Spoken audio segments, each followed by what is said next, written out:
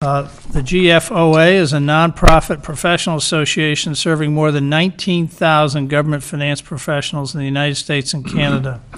The City of Lake Forest has received this prestigious award for the 38th consecutive year. 38 consecutive years. In addition to the Certificate of Achievement, an award of financial reporting achievement is presented to the individual designated as instrumental in the governmental unit's achievement of the certificate. I'm pleased to present the award to Diane Hall, Assistant Finance Director, who serves as a primary liaison to the city's independent audit firm, coordinating the annual audit process and preparation of the city's annual financial report. I have here a certificate I'm about to present to Diane. And what it says here is the award of financial reporting achievement is presented by the Government Finance Officers Association to the individual designated as instrumental in their governmental unit achieving a certificate of achievement for excellence in financial reporting, and judged to adhere to program standards and representing the highest award in government financial reporting. Congratulations. Diane, please come forward.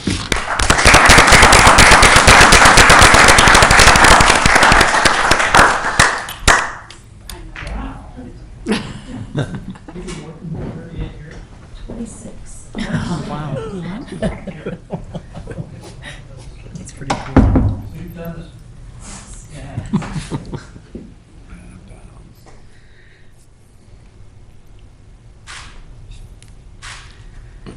Very much.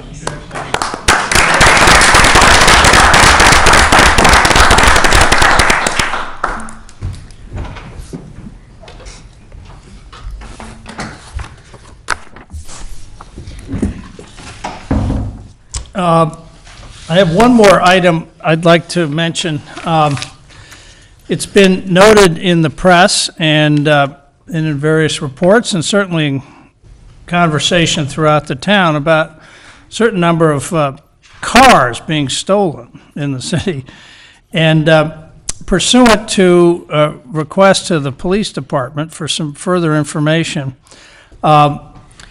the facts of the matter are that in 2016 and 2017 to date, a total of 19 cars have been stolen, and in 100% of the cases, the car was left open and the keys were left in the car, and in a shocking percentage of these cases, there were other valuables in the car, including wallets, valuables, and so forth. I only mention this first to, in part, control rumors about how much of this has been going on and what its growth has been. So yes, it's a problem, but it's certainly not out of control. It is an extremely difficult thing to police, given the perpetrators of this, who come around, of course, typically at night. It takes them about 15 seconds or less to assess whether a car is open and it can be started. But the real point to mention here is that for everybody's safety, we need to discourage these people by locking our cars, taking the valuables out of them, because by encouraging them to come through our neighborhoods, all kinds of things could and might happen. So to date, there's been nothing really severe about this other than a lost car. But I think it's time for people to take the responsibility not to encourage and invite these folks into our neighborhood by lax policy. A comment from the mayor. The next item is comments by the city manager and a review and discussion of recent state budget decisions and fiscal stress parameters, at the conclusion of which I have another comment. Thank you, Mr. Mayor, members of the council. Actually, I'm going to advance another item that I think is certainly been in the press and continues to be in the press regarding the recent storm events that took place, started last Tuesday evening, continued into Wednesday. I asked Director of Public Works Mike Thomas to come this evening and sort of recap what has happened, what is happening as we go forward. I will impart on you a piece of good news. I did learn very late this afternoon that Lake Forest Hospital will be reopening tomorrow morning at 5 a.m. But I'll let Mike go through his presentation, and then we can answer any questions that you might have. Mike? Great, thank you. Good evening, Honorable Mayor, members of the City Council. This evening, staff would like to present an overview of the flooding event that we had last week, that many people obviously had damage to their property. We want to review with you what our response was, what some of the early on statistics are. We're still collecting data, but we wanted to share with you how that storm evolved, what our response was. In front of you, you have a copy of the PowerPoint, as well as a copy of our stormwater policy that was adopted last year. Residents can find that stormwater policy on the city's website in the Public Works page of the city's website. To begin with, the comparison summary of some significant storms that we've had here in Lake Forest over the past 7 or so years. This obviously ranks with it being the most significant one. In my tenure here with the city, I can't remember a storm that was more significant than this. Approximately 6.7 inches of rain that was measured at our municipal services building over a 14-hour period. Our water plant measured 5.48 inches in the same period of time. Basement flooding incidences that were at least reported to us, 67. I'm sure there are more, but those that contacted us. We also, in addition to that, collected data from people that are leaving items at the curb for us to collect. There's an additional 71 of those. We presume they're basements, but again, those 71 didn't call us. These are in addition to the 67. Street flooding incidents, 50. Yard incidents, 15. We went on the USGS website and typed in our total square mileage with 6.7 inches of rain. And within that 14-hour period, the city received 2,068,049,000 gallons of water. That is a lot, obviously, to manage, and you will learn about our storm system. Our storm system isn't designed to manage all that. So, how do we measure the storm? We measure in rainfall per year. So we talk about a 10-year storm, a 25, a 50, or a 100-year storm. This event was over a 100-year storm. A 100-year simply means that there is a 1 in 100 chance that that storm event could occur. We could get the same thing tomorrow. It doesn't mean it's going to happen once every 100 years.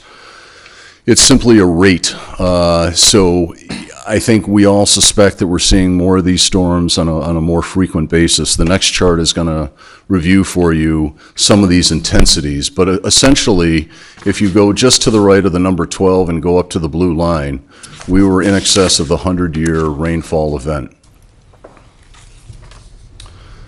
This chart reviews then these intensities that we talk about. So the city's storm sewer system, most municipality storm sewer systems are designed for a 10-year storm, and you can see that column with those rates. The 100-year, obviously on the far right, we and many others are not designed for that, but you can see that if tomorrow we were to get 2.82 inches in 1 hour, that is referred to as a 100-year event. Again, it's a rate that USGS and other engineers use to try and put their head around how much rain we receive in what period of time. So that's a very useful chart for us, and it's a useful chart for yourselves and the residents to go back to understand essentially what we were dealing with. It was all hands on deck. 4 a.m. on Wednesday morning, our water and sewer section implemented the rainfall emergency plan. Police and fire obviously were out responding. We brought in all of our guys. Actually, some of them had a difficult time getting here. But this was truly a city organization effort. Everybody participated, everybody helped. We at executive staff had 3 conference calls throughout the day just to give each other updates as to where we were at, things we needed to focus on, etc. But this just gives you a list of some of the things that different departments did throughout the day to try and help residents as best we could. With regards to our stormwater policy, the city priorities are as follows. We want to investigate and try to respond as quickly as we can to Basement flooding events, those that are receiving potentially sanitary water, storm water that might be coming through window wells or backed up sump pumps, we're concerned about, but there's not a whole lot we can do with that. If it's sanitary, there's a chance that we could potentially rod our sewer, potentially no, depending upon if there's a plug. Street flooding, we obviously want to be concerned about, respond to, and then yard flooding. But those are the priorities. That's how we proceed in our review. Again, the policy can be found on the website. City Council adopted it in March 7th of 2016.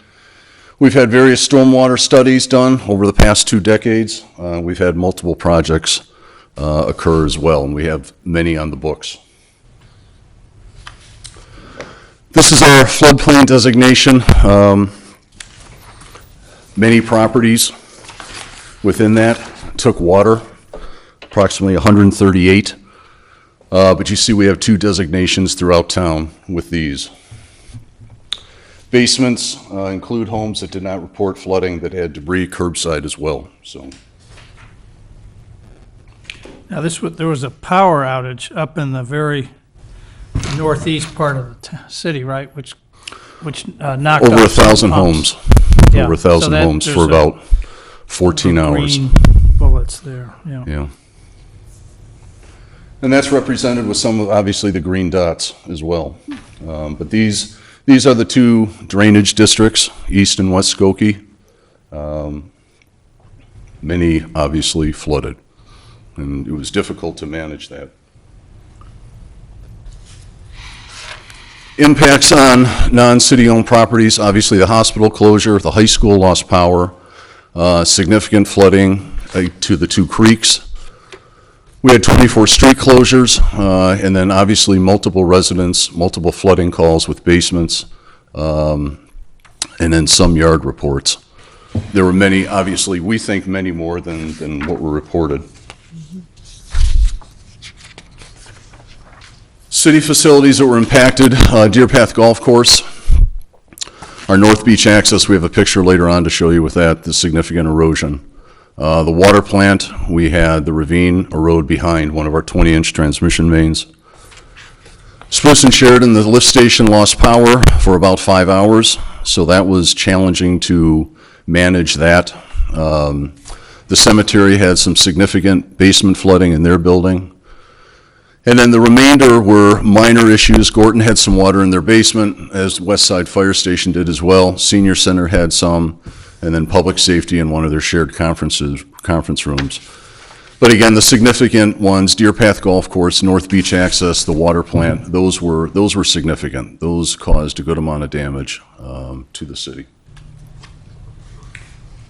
So the short-term actions that we will be attending tomorrow afternoon, Illinois Emergency Management Agency, they're having a meeting tomorrow afternoon in Libertyville to review with all of the towns what things we can do, any loans, grants, et cetera, and what process ourselves, along with homeowners, can use to potentially seek some funding to do some of these repairs.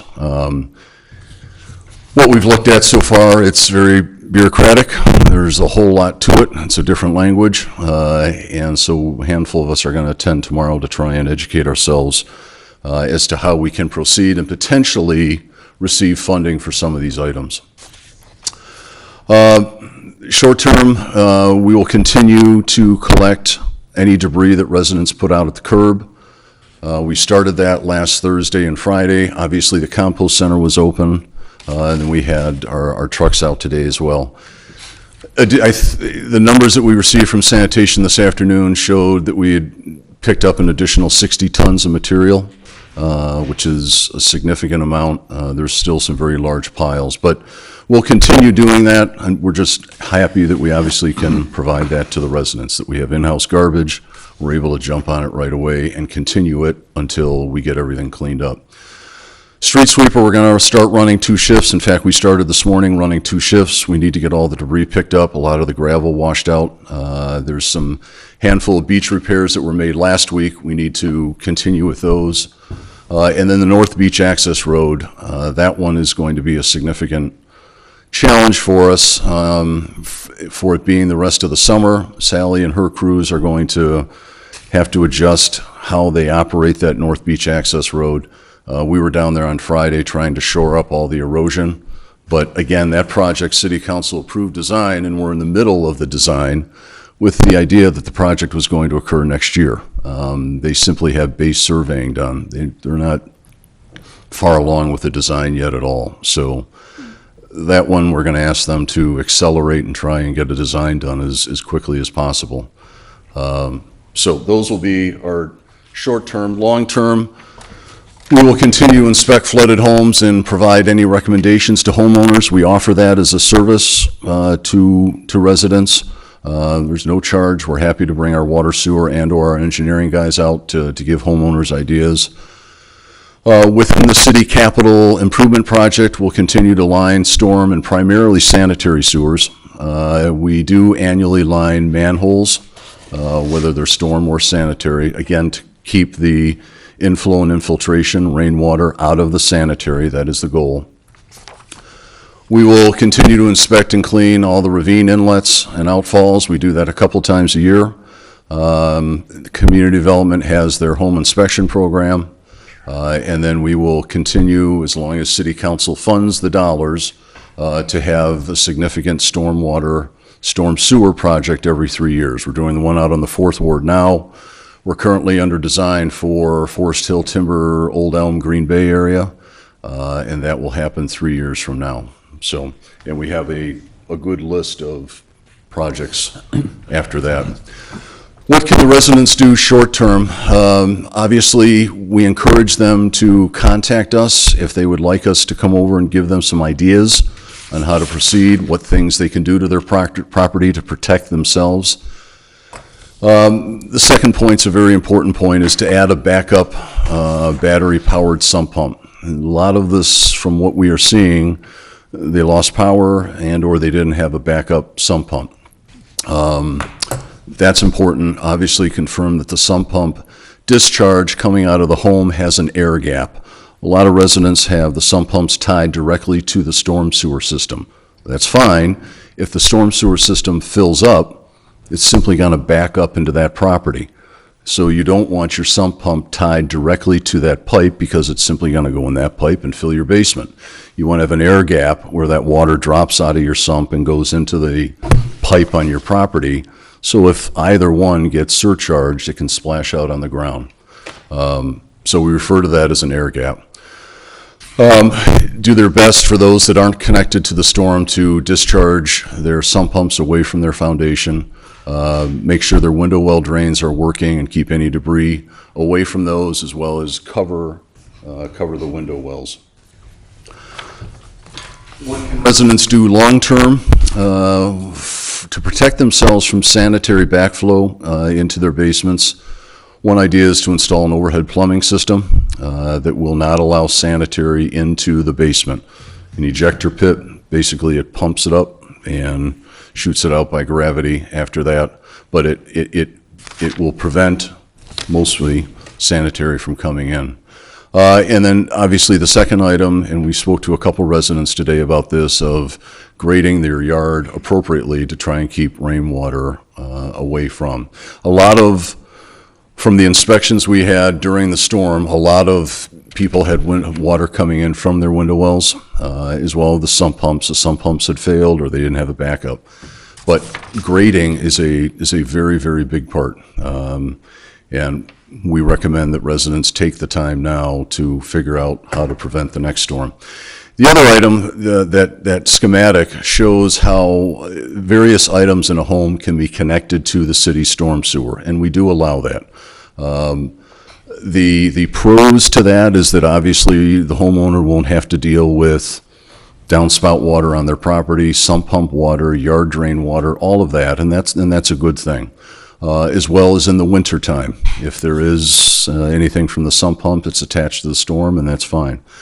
The bad side of that is what we just experienced last Wednesday. Those pipes are only sized to a certain size, and when they're at capacity, they're at capacity. We had heard multiple times on Wednesday, and we continue to hear it, that the city supposedly has some valve or levee or something that had opened up. City doesn't have any of that. It is purely water is going to the two creeks, it's going to the ravines. When those fill up, they surcharge into our storm sewer system, and the streets can't drain. And we saw a lot of that West Deer Path near, is it Inverleaf? Lexington? They had significant, the creek was rising adjacent to them, water was being surcharged back into our storm sewer system, and the streets flooded, and they were flooded for at least 2 or 3 days. So there is nothing that we open up magically at all. When the system goes down, things drain, and until the system goes down, there isn't too much that we can do.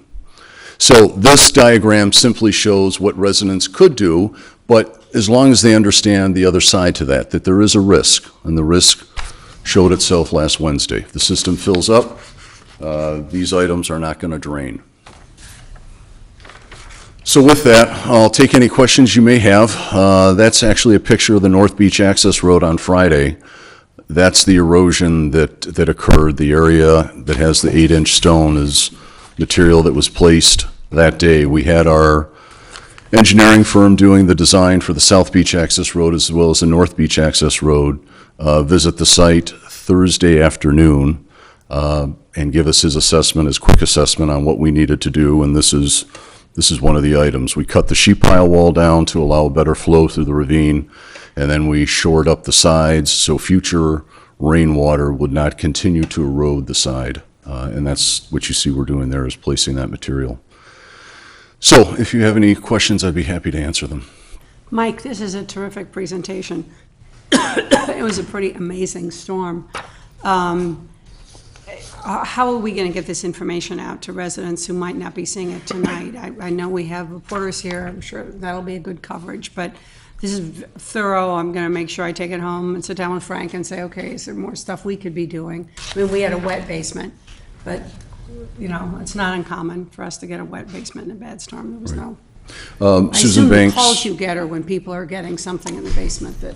Correct. And when the residents call us, as I said, we had all of our crews out starting at 4:30 in the morning. Specifically for when residents call, we take our water sewer guys and we split them up throughout the city. So we're able to call Rich Volpe right away, who's over in the 3rd Ward, and within 5 minutes of a phone call, 3 minutes, he's knocking on the resident's door saying, you called, I'm here. And they quickly determine whether it's sanitary or storm. Okay. The interesting thing with sanitary sewage, I think a lot of people assume that the material coming into their basement was. We will go out if somebody we believe has sanitary sewage in their basement and pop the 2 sanitary manholes in front of their house. If they are up, meaning water is all the way up to the top of the street, we'll go look at the 3rd one. If the 3rd one is down, that tells us there's a blockage and we need to rod our line. If the 3rd one is up, that tells us the line is surcharged. It's filled with stormwater. It shouldn't be filled with stormwater, but it is, from people having different connections to the sanitary that they shouldn't, and there's not a whole lot we can do. So very similar with stormwater pipes. When the stormwater pipes are at capacity, there isn't much that we can do with that. But at least it's our initial offer to try and help, to give some ideas quickly, to try and give a little compassion, I guess, too. Yeah. I think Alderman Beidler, throughout the event, we were constantly updating information on the city's website and mentioning that. We will be continuing to update information when we get out information tomorrow from the FEMA presentation. We'll be making any and all of that available to the residents as well. I think the challenge that we have is, as Mike said, we don't always have everybody call us and say, I want to report that I had water in my basement, and what can I do? A lot of people don't want us to know that they had water in their basement, and so it's very hard to go out and work with the homeowner and figure out why they're having water in their basement. Is it a sump pump? Is it a window well? Exactly what is the issue there? Because our water sewer section is very very knowledgeable in terms of some things that they could try to do to minimize any impact. And I think, as Mike said, that historically the city has encouraged people to tie into the storm sewers or road drains in some cases, and for 9 out of 10 rain events, that's going to be fine and it's going to work. When it doesn't work, then people are upset and they don't understand that they need to have a sort of a relief valve, as Mike was referring to, and splash it on their property, because it's an awful lot better to have standing water on your property than standing water in your basement. Did I hear you correctly that really the last safety valve is out onto your property, and Yes, properly grading it is, as long as you don't grade it onto somebody else's property, is... without question. And Once the sewer system fills, the storm sewer system fills, then you keep it out of your basement, you just got to put it in your yard, right? correct. The storm sewers, again, are sized accordingly for the area. The sanitary is sized for those properties. But yes, residents should take a good look at how their yard is graded. And if some regrading needs to occur to let that water go around the homes, then without question. Did the city have a program, I don't know, 8 years ago, where they really went on an aggressive campaign to separate the sanitary from the storm? Yes. Looked at every house in town, was that Well, right? it was primarily, I think we began over on Awani, Michigami, Poplar, in that area, Basswood. And then we moved over to Whispering Oaks, and we did that area as well. And those, at that point, were the two primary areas. We know we have some issues up on Burr Oak, right behind Crystal Point. Water comes from Green Bay Road. Again, it's making its way east. It has to go to the ravines and into the lake, and it's going to the people's homes that are right on Burr Oak. We've got some issues, I think, over in King Muir on the south side. We had some significant flooding there. Interestingly enough, down in Northmore Sub, where we actually did do a storm sewer project, we had obviously some water in people's basements, but that was not the significant area where things were hit. Our Fourth Ward storm sewer project, we're right in the middle of it. So there were some issues out in the Fourth Ward, Hackberry, Wilson, Bowling Green, where pipes are not connected yet.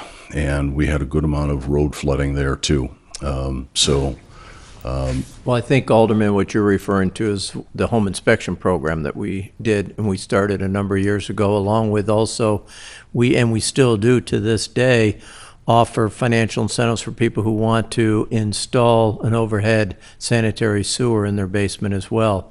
But, and it still occurs today, if you are selling your house, we will do a home inspection to make sure that there are no illegal cross connects between your storm sewer and the city's sanitary sewer. And that has, I think, helped significantly in getting rid of some of the infiltration and inflow into our sanitary sewer that has reduced the significant kinds of events that we had 10, 20, 30 years ago. For the in homeowners, community. right? For the homeowners, Yeah. right. So that's dropped down considerably. On the sanitary side, I think there's still a lot of work that homeowners can do just on a storm sewer side, whether it's, the sump pump or the backup battery or what have you. The offer of the city to come out and inspect these homes and help owners determine the best course of action is part of that strategy, right? Absolutely, Oh, okay. absolutely. Yes.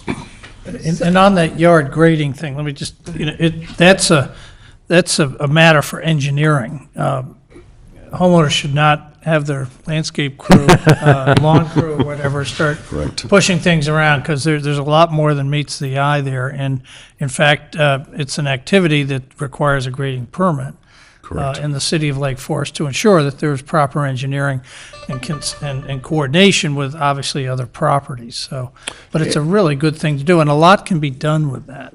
Yes, and one of the biggest rules that engineering that we have, and it's a state rule, is that we cannot impede the flow of storm water.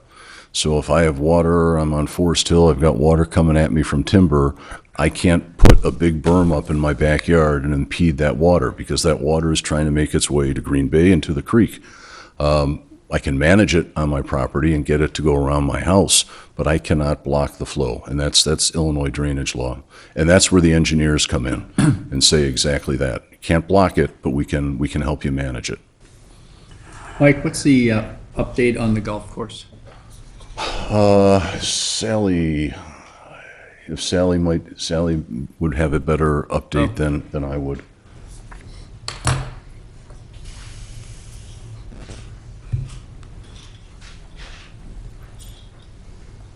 Good evening, everyone. So the golf course has finally drained. They have been working actively to remove the silt off the top layer so that the turf isn't more damaged more than it already is. They did go out to play golf today. They were released to play golf, but it was a walking course only. And the junior academy is back doing their their classes. I am actually taking a tour tomorrow because we've had the bridge on number 4 had some significant damage, and we want to take a look at that and see what it needs to for repair. Clubhouse patio held up great. There's rumors out there that the golf course will not open this year. Really? Well, we opened today. I've heard it, I've heard it twice. Heard it twice over the weekend, so you might want to get the word out. No, thank you for that. I hadn't heard that yet. Yeah, I did. I said, you're kidding. But having driven down Deer Path Road and seen the water on that doggone course, Right. it was believable to me. It's like, wow. Yeah, it's incredible amount of water on that golf course. Okay. Sally, did anything that we experienced at the golf course change any of the planning that we're doing about improvements? Do we get some information, if we're to believe that these events will come more frequently than 100 years, which our own history indicates that they are very likely to? Do we have some new information about things that we're going to need to work on when we get going on those course improvements? I think that we're going to have that discussion as we go forward, but what the plans that we have in place right now should help to alleviate some of these problems. This rain is not a common rain. Right. And we are on the creeks, and that does flood occasionally, but. It isn't going anyplace. The creek isn't going anyplace, but really, if we can get the continuous cart paths out there, that's going to greatly help. Okay. Okay? I will say that I think every course along the Skokie Ditch, on Wensia, I saw some drone. Absolutely. It was like unbelievable. I'm sure Old Elm was closed, Skokie was closed. All of them were closed. Yeah, it's just devastating. We're back. That's why the courses are built in the floodplain. Exactly. Right. Better course than I home. had some questions. First of all, I want to thank the Public Works Department and the city engineers. You all, I'm sure, worked overtime, and you were particularly responsive to a resident issue in Whispering Oaks, and I want to thank all of you for that. It was very impressive, the turnout for that incident, so thank you very much. Is there any way that we can understand how much of this basement flooding was sanitary versus storm? The real answer is no. Unless residents get us over there while it is happening. And that's really one of the actual takeaways that I probably should have put on here and emphasized. The storm that comes tonight and the plumber comes tomorrow and says it's the city's problem, and we get a call at 2 o'clock tomorrow afternoon, that doesn't cut it. We need to know right when it's happening for exactly what I explained to you, where we go out and look at our infrastructure right then, right now, and say, yes, there is a plug, or no, there isn't. It's simply at capacity. But determining whether the water is storm or sanitary, we need to get that input from the residents of where is it coming from. The sump pump, is it coming from the window wells, is it coming from the floor drains? And then that obviously will tell us. But barring that, there are no meters or gauges or anything on any of our sanitary or storm sewers anywhere around town. So when I drive down the streets in my neighborhood, for example, and most of them don't have anything out on the curb to be picked up, but then there's an odd house here and there that does have material out. Presumably they had a flooded basement. Correct. So why would that one house that's on the same grade flood and their neighbor not on either side? Can we assume? 9 times out of 10, sump pump. The sump pump went out, they didn't have a backup, or their battery lost power. The backup battery lost power. 9 times out of 10, it's a sump pump. A good amount of time, flow is coming into the home, the ground is saturated, and the backyard is pitched towards the house, and they're getting water into their window wells. But a majority of the time, it is sump pumps that have gone out. And for that amount of water, for that duration, everything But just filled some up. of these could be the pipe from the house to the city connection is Mm-hmm. blocked by tree roots or something. So is it advisable for residents to get that checked as a precaution? Very much so, and that's a very good point. On a regular basis, residents should do exactly that. They should have their sanitary lateral, which is from their home to the city's sanitary sewer, regardless of where that is. It could be across the street, could be in the middle of the street, doesn't matter. That entire sanitary lateral is owned by the homeowner, and you are correct. They should have it televised and rotted on a regular basis. The other thing we want to try and make sure is that downspouts and sump pumps and drain tiles aren't connected to them. Older homes, there's a good chance that older homes have their drain tiles connected to the sanitary sewer.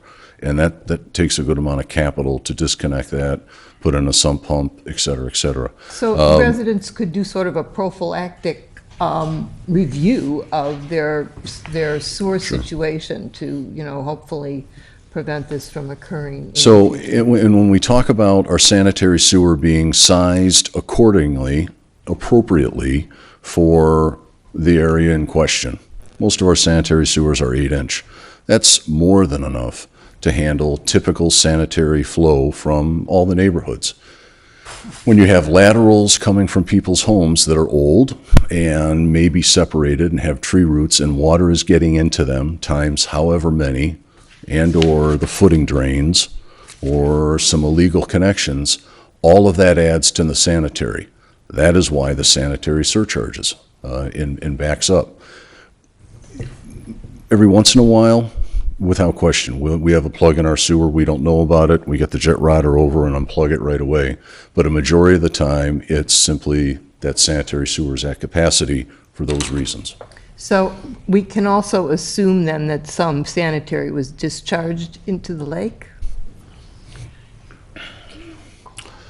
I'm not sure if I would go that far. If this was 15 years ago, I would say yes. North Shore Sanitary District did a project probably about 10 years ago down at the South Beach Access Road where they built a 2 million gallon basin, especially for this situation, where they all of a sudden receive an increase of water coming at them at their pump station, and they can't turn around and pump it out to the creek next to public safety fast enough.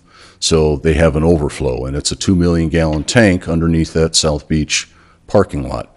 And it's there as a holding tank, so, and I'm sure they're doing it right now, a couple days after the storm, when Clavey Road can begin to accept more sanitary sewage, they start pumping it. But before that was installed, yes, all of us, Highland Park, Glencoe, without question, that would I think happen. that's important to know, because there are a lot of residents who I think would be concerned if the sanitary were in fact going into the lake. And so I'm very glad to hear that we've taken action so that that's not occurring. Yeah, North Shore Sanitary District, North Shore Water Reclamation District has received pressure over the years from IEPA, and they have in turn come to the communities and have said, we're getting heat from the IEPA, we need each of you communities to put together a program to get that stormwater out of the sanitary. Our plants aren't designed to take all this stormwater, and that's why we've been very aggressive bringing to you lining of the sanitary sewers, the community development programs that we have, the inspections that we offer to try and encourage residents to line their sanitary laterals.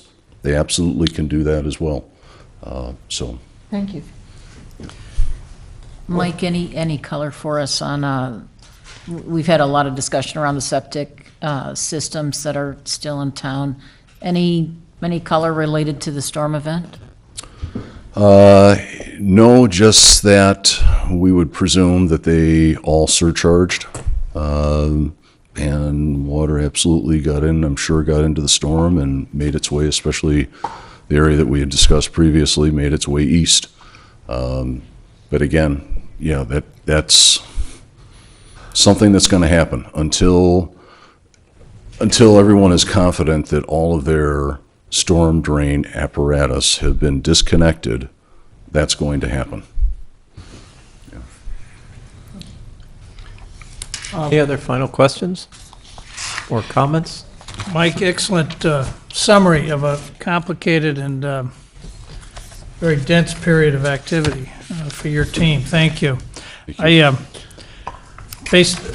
Building on some of the comments from the alderman, I would, one of my reflections is this is still Mother Nature's planet, and when she decides to go do something, it's going to happen. And so residents really have a responsibility to themselves and the community, and certainly their neighbors, to really take a good hard look at their defensibility in major storm events of various kinds. And there are many homes that have work that can be done, and the city has a wonderful set of ideas, and people can come out and point you in the right direction and put you in touch with the right experts as needed. So, Correct.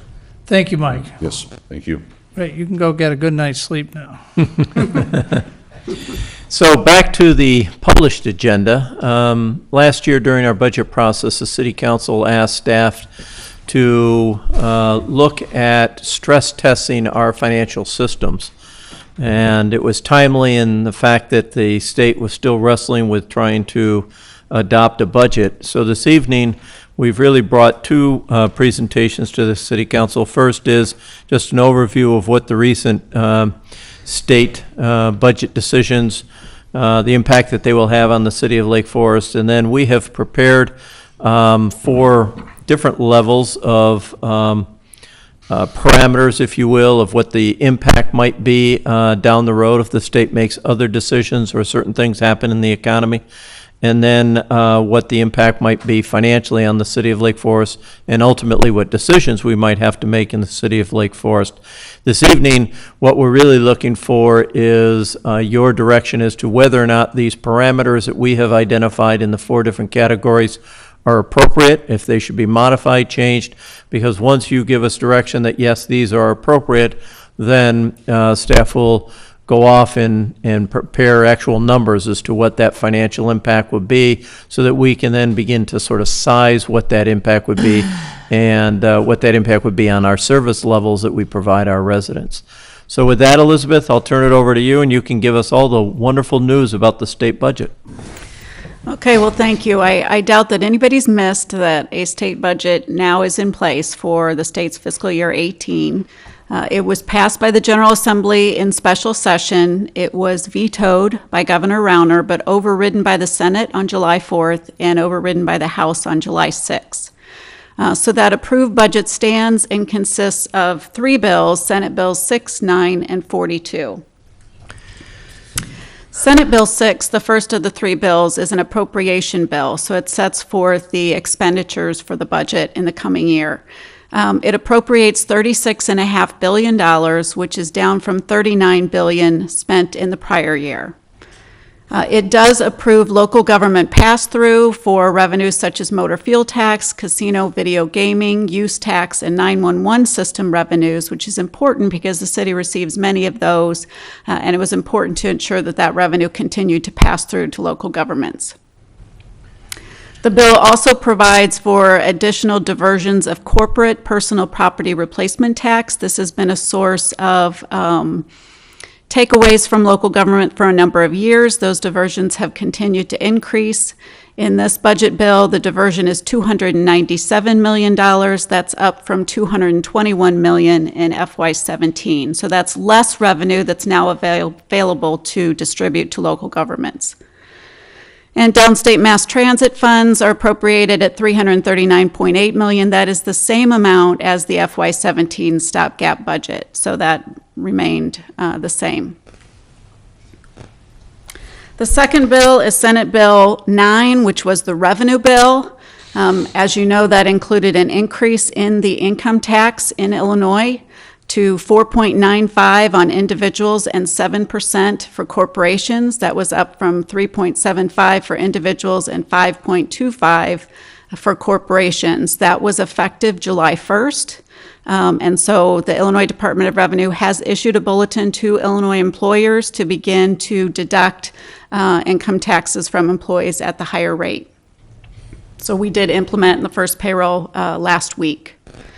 It does not include any expansion of sales tax to services. That was a topic of a lot of discussion in Springfield, but that was not included in Senate Bill 9.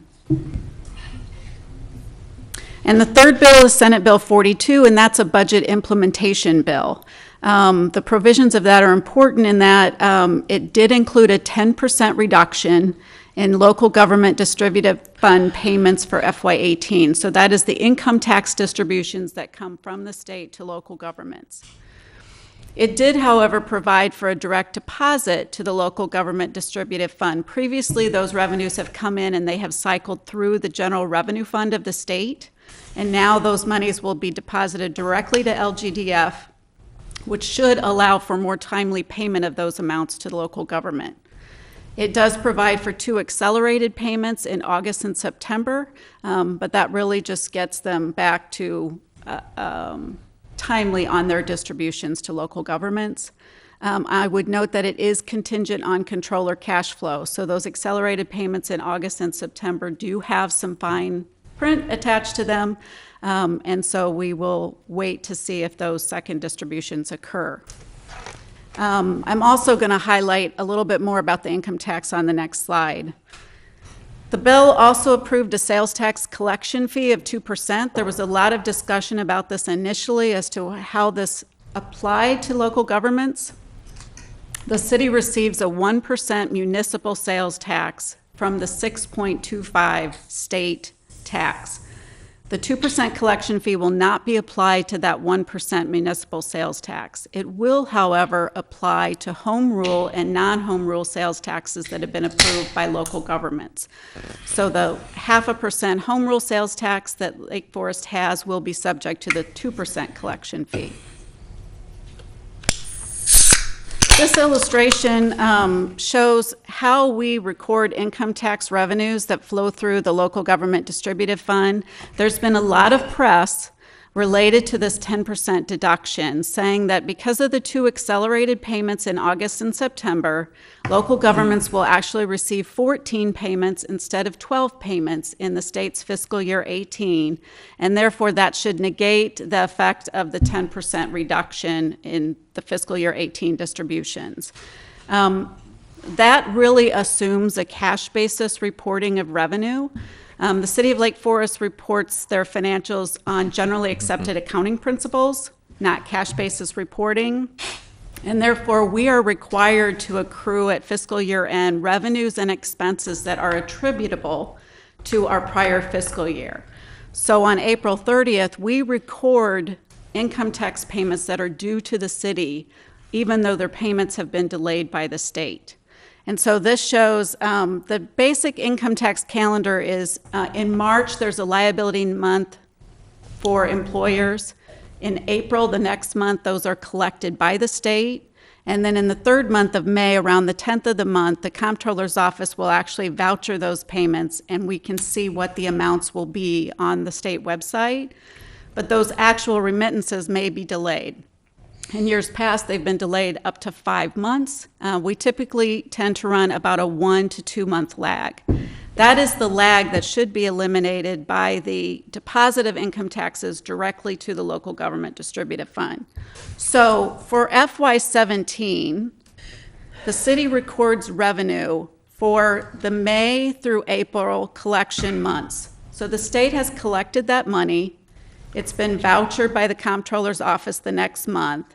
And because our fiscal year runs from May to April, we accrue those amounts as fiscal year 17 revenue, regardless of when we receive it. This actually shows the month that the payment actually was received by the city.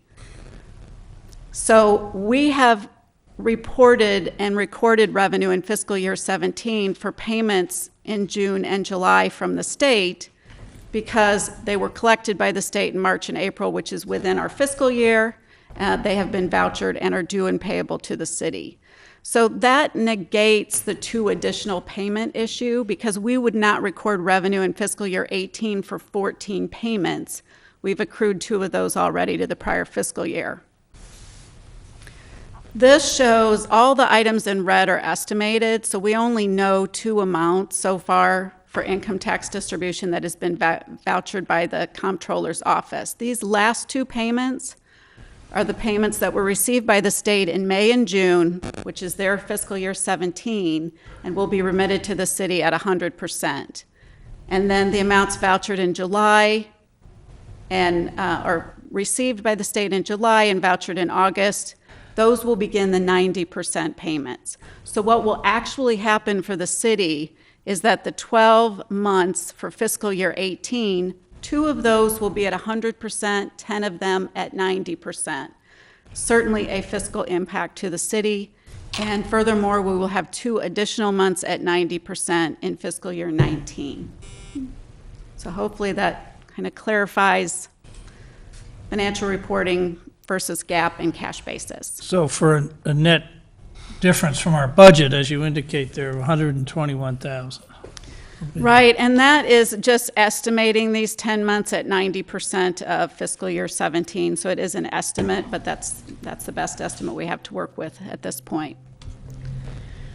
So combining all of those, this is the current projection of the impact on the city's budget in FY18. First, the additional diversion of corporate personal property replacement tax is an estimate, but that is estimated to reduce revenue by $14,700. And I would note again that this is a revenue that has continued to decline because of increasing diversions by the state. Income tax receipts per the LGDF, a 10% one-year reduction and an additional loss of revenue in FY19. We're currently projecting an FY18 impact of about $120,000. And the sales tax revenue applying only to the city's home rule sales tax, the 2% collection fee would amount to about $13,000, with a total projected impact at this point of just under $149,000 for the fiscal year. Any questions on that? The 10% is a 1 year? It is in the bill 1 year, but that would be up again for consideration and discussion in Springfield when they consider their FY19 budget. Could have been worse. Some bills were much worse. Could have been a lot better. Could have been a lot better. I would note it's important that to note that the property tax freeze issue can come back. It's not specifically budget related, so that is an issue that can continue to be considered by the legislators in Springfield. So, Elizabeth, two related questions. One is in the RGOT of Springfield, there are implementation bills, and then there are authorization bills. Or is that one and the same? So they pass the budget, and then there's 1 or 2 further bills before the money is actually distributed or let forth. Is that all? Has all of that necessary legislation been passed by the legislature for us to get what amounts we're meant to get in these categories? yes, and much of that was related to the pass-through funding for motor fuel tax and 911, and that was incorporated in one of the budget bills. Okay. So, Okay, because you read everything you can in the newspapers, but it's never quite detailed enough. The other thing is, as happens, it seems more and more in legislatures, it's a terrible way to say it, but we have to pass the bill and then we can read it and see what's really in there. And there's clearly been, in the days immediately following the 4th and 6th of July, a certain amount of milling around about what this really means and what it really is. Are we 100% melted down about what is really happening here and what's intended? Or is there still some interpretation out there and other things that may or may not affect monies that are meant to be receiving from the city or state and so forth? the clarification on the collection fee on the sales tax has come through the Illinois Department of Revenue, so I feel pretty confident on that being applied to home rule and non-home rule sales taxes and not the municipal sales tax.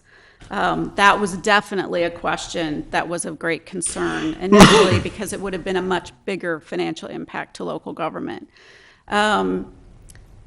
The personal property replacement tax and the diversion, that is only an estimate based on the diversion in FY17 and how that impacted the city. So I know that that is one area that the Illinois Municipal League has expressed concern, along with income tax, on trying to track that from month to month and make some sense of it. So that is an estimate, but you can see that it is a fairly small impact and a small revenue source to the city. The income tax, I think, the question for most is whether or not those accelerated payments will be made in August and September, and whether they'll get back to a timely distribution. But Right, so, yeah, because of the comptroller's, I guess, discretion, and do they really have the cash, so we might have a cash shortfall there running through the year for much of the year and so forth. Okay.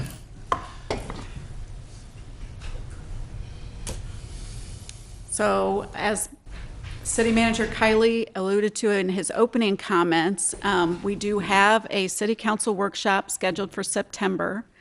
Included on that agenda will be a discussion of the fiscal stress scenarios coming out of the March budget workshop, and a request that we look at different what-if scenarios under different circumstances.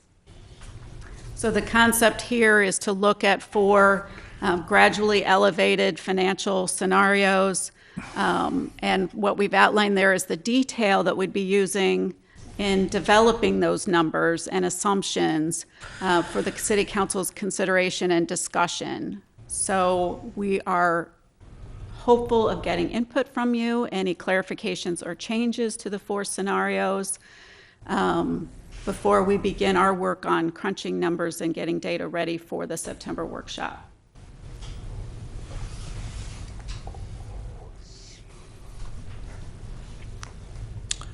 Okay. Well, I think this is a very thoughtful list myself. It's obviously many variables at play here, and which will be evolving in the coming weeks and months. But I think it does demonstrate the detail and the acuity with which staff and council is continuing to look at these the evolving budget problems in at the state level. I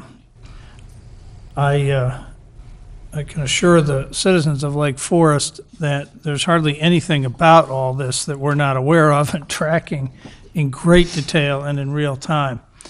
I think most people who have read the papers and followed what's happened in Springfield is that while a budget was passed, nothing structural was changed in terms of the shortfalls of revenue and outlays needed in the coming years to satisfy various obligations of the state. We are still very much in an alert posture here in the city. We are a very strong city financially with our $7 billion tax base, a AAA rating, and an outstanding management team, particularly in the finance department. But it ain't over yet. This is going to go on for a while, and I think it will have some very concerning moments in the next 2-3 years for all of us. Mr. Mayor, just for clarity, if the council is comfortable with the parameters that are set forth here, that, as I mentioned, between now and the September workshop meeting, staff will prepare the analysis of what this means monetarily in terms of total dollars and so forth. And we will try and give you some very high-level what-ifs. For example, you could shift the sanitation fee from capital to operating, for example, or we could increase it, or you could do this, or you could do that.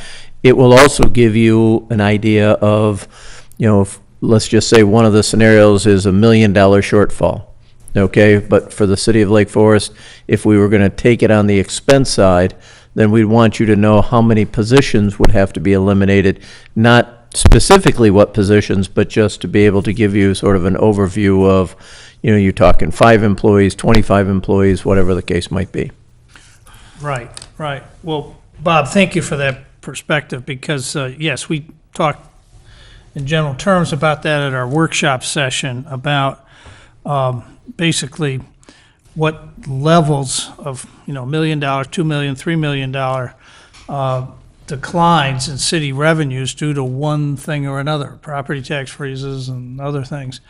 And it's going to require thinking and preparation and some contingency planning about how to make the budget balance. And obviously, there's the revenue side and the expense side. And these all need to be balanced. And while we here tonight represent the city government of Lake Forest, we also have our sister organizations here of the school boards. And they're going to be under the similar kinds of attack and the different kinds of attack. And they generate 98% of their revenues from property taxes. So it kind of depends what the state decides and how we act together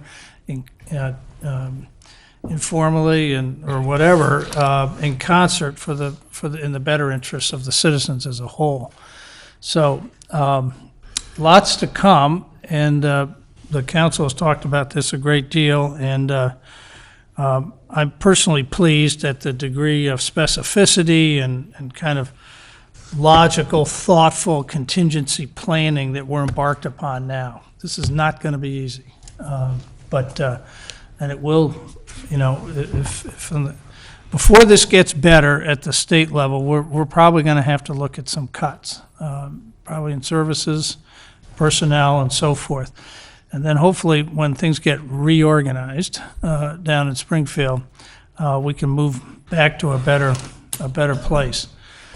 Any further thoughts or questions regarding Elizabeth's presentation? I just have a quick question, Elizabeth. What are the public safety pension assumptions on the blue and the yellow? Did I miss something there? Those would assume that they met the 7% actuarial rate of return. So it would be just the typical 8 to 9% increase that we're projecting under current status. Thank you. All right. Okay, thank you, Elizabeth. And that completes my report for this evening. Thank you, City Manager. Next item on the agenda is also a finance item, which is I would like to open a public hearing on the city's annual appropriation ordinance, consideration of the annual appropriation ordinance for fiscal year 2018 and approval of rollovers. This is the final reading for which a public hearing is required, and we are now in open public hearing, and I would ask Elizabeth Holub, the City Finance Director, to also introduce and present this item. Thank you, Mayor Lansing. As noted, the City Council did grant first reading to the appropriation ordinance on June 19th. The appropriation ordinance is the last legal mechanism to actually officially approve expenditures for the city's fiscal year 18. Although the city adopts a budget at the first meeting of the fiscal year, the city is under an appropriation ordinance format, and so the appropriation ordinance needs to be approved and adopted by the end of the first fiscal quarter and filed with the county clerk, and the appropriation ordinance is the legal mechanism of authorizing the expenditures. What we do traditionally is provide you specific rollover requests from departments. Rollovers are items that were included in the FY17 budget and the FY17 appropriation ordinance, but were not completed in fiscal year 17. We use this mechanism to improve financial transparency, if you will, from year to year. Rather than rebudgeting those amounts, we include them as additions in the appropriation ordinance and allow you to see in detail those specific rollover requests. So you have that report beginning on page 11. We've also provided kind of a crosswalk from the budget to the appropriation ordinance on page 13, because there are items included in the budget that are not included in the appropriation ordinance under state statute, and there are items included in the appropriation ordinance that aren't in your budget. The large additions to the appropriation ordinance that are not in the budget are the library and the school district. School District 67, being a special charter, needs to be included in the appropriation ordinance, even though School District 67 does not recognize that. So the numbers that you see provided for on 13 provide you just that crosswalk to the actual numbers that appear in the appropriation ordinance. I'll be happy to address any questions. Questions, comments, council, on this second reading?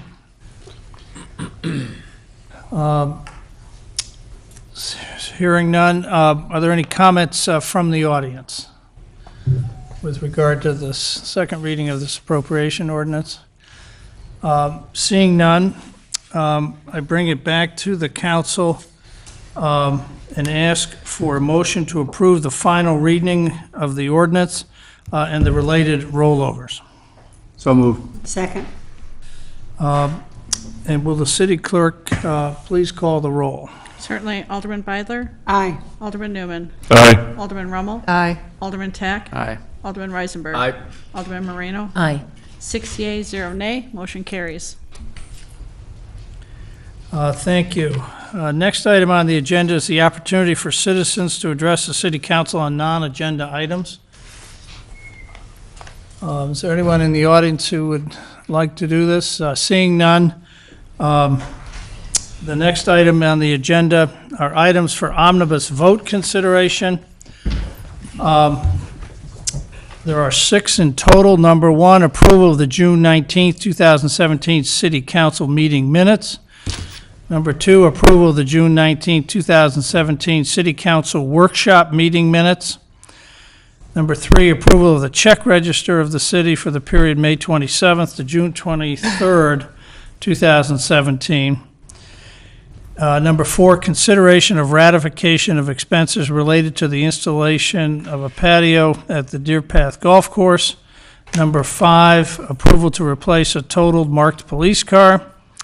And number 6, approval of a resolution establishing authorized signers for the golf course operating bank account. Council members, would anyone like to take these separately, discuss any of them separately? Comments, thoughts, all very straightforward. I have one comment I see Deputy Chief Rob Copeland is here.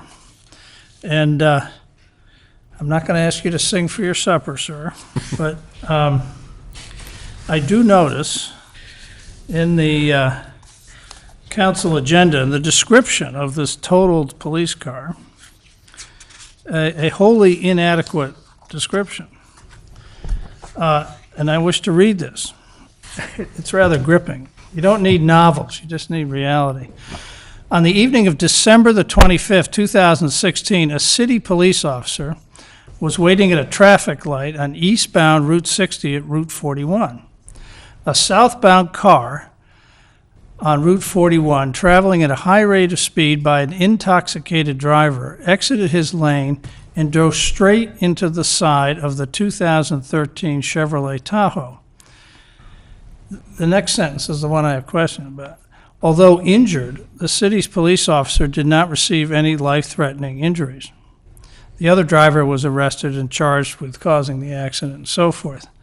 Now, I just find that sentence wholly inadequate, and I just want to flesh that out, so to speak, for the citizenry. The officer was one of our newer patrol officers, Adrian Peoples, in an early tour of duty, who broke her arm by getting slammed in the side, and also was off duty for, 3-4 months, and is now fully recovered and back on duty. But this was really a remarkable accident, and I would just ask you to close my remarks. Chief, I think it only appropriate that when this new car, if we so vote it, arrives, that Officer Peoples have the privilege of taking it out on its first tour of duty. Good idea. Would you see your way clear to doing that? I can see my way clear to do that, Good sir. Thank you very much. It was a remarkable accident. If anybody's ever by the police station, we actually have video because our video system for the cars is 360. So we actually have video of her sitting at eastbound Route 60 at the light. She's waiting to turn southbound on 41, Honda Pilot's coming south in the right-hand lane. The driver is intoxicated, falls asleep. He drives across the center median and impacts right in front of the front A pillar where she's at. Ends up breaking her collarbone. And if she would have been in an Impala or a smaller sedan, it would have probably killed her. Luckily, all it did was shake her up in the car a little bit, break her collarbone. She was able to get right on the radio, call out that she'd been involved in an accident. The suspect got out of his car and was staggering around. She was able to give a description of what was going on. All the while, she can't use one of her arms. And it was a remarkable accident. And it was violent to watch it on the video and know that, she's in that car, and she'd only been with us less than a year. Yeah. But she's back to full duty. She's a go-getter, and we're very pleased to have her. She certainly is. I met her last fall in our police academy class, and she's one of a very fine crop of young officers, I think, Chief, that we have here in the city. Really fine, and I'm sure she was stoic and brave and all that, but it really knocked her silly, I'm sure. But we'll make sure she gets the All right. first turn That's at it. only fair. But you tell her it's the will of the council and the mayor. I'll make Should it happen, attend to sir. see her off as well. Yeah, we may have to go see her off. We may have to have a bit of an event for this. All right. That said, no other comments on the omnibus vote. May I have a motion to approve. So moved. Second. Second. And will the clerk please call the roll? Alderman Beidler? Aye. Alderman Newman? Aye. Alderman Rommel? Aye. Alderman Tack? Aye. Alderman Reisenberg? Alderman Marino? Aye. 6 yeas, 0 nay. Motion carries. Thank you. Next item is ordinances. We have no other ordinances to approve this evening. Number 7, new business. Any new business to come before the council? Seeing none. Additional items for council discussion. We are about to adjourn into executive session pursuant to the Illinois statutes to discuss threatened litigation, and there will be no further city council business following this executive session. So the audience is invited to go home for the rest of the evening. Therefore, may I have a motion to adjourn into executive session? So moved. A second? Second. And the roll call vote, please. Alderman Beidler? Aye. Alderman Newman? Aye. Alderman Rommel? Aye. Alderman Tack? Aye. Alderman Reisenberg? Alderman Moreno? Aye. 6 yeas, 0 nay. Motion carries. Thank you. In there.